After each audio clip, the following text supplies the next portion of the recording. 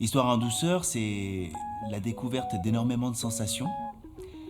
Il y a des contes, il y a des histoires, il y a aussi beaucoup de musique. On arrive avec tout un instrumentarium. Je suis accompagné par Wim Welker et moi-même, je joue des instruments d'Afrique de l'Ouest comme le ngoni, la senza, la flûte peul. Je joue aussi le doudouk.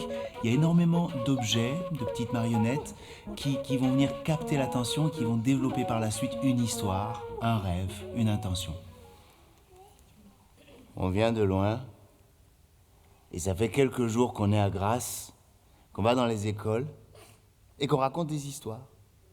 Et qu'on montre aux enfants tout plein d'instruments de musique qu'ils ne connaissent pas.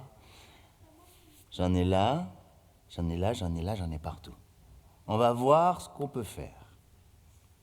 Il y a par exemple celui-ci. C'est un instrument assez particulier. C'est un instrument un peu magique en fait. Oui, c'est mon instrument des rêves. Il me sert à quelque chose. Il me sert à me souvenir de mes rêves. Avec ce spectacle, on va vraiment au plus proche du public. C'est pour ça que les jauges sont assez réduites. Et ça nous permet à la fois d'être très proche des enfants et de les faire participer.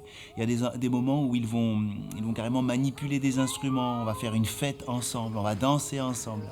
Et ça, c'est possible parce qu'on choisit un dispositif scénique où ils sont en arc de cercle autour de nous, très proches, assis sur le sol ou très légèrement surélevés sur des bancs. Elle était magnifique. Elle avait de longs cheveux noirs, de grands yeux noirs. Elle portait une couronne en argent. Elle me dit « Approche, viens. Tu sais, je te connais. Je te regarde quand tu dors. » Histoire en douceur pour les petites oreilles, ça peut jouer au sein d'une école, ça peut jouer un peu partout. On a une formule qui est autonome, c'est-à-dire qu'on arrive avec un fond de scène, avec de la lumière, du son s'il faut, et on va complètement décontextualiser une salle de classe, ou bien un réfectoire, ou bien un gymnase. Et quand les enfants découvrent un lieu qu'ils ont l'habitude de connaître, ils ne le connaissent plus, c'est une belle surprise en général.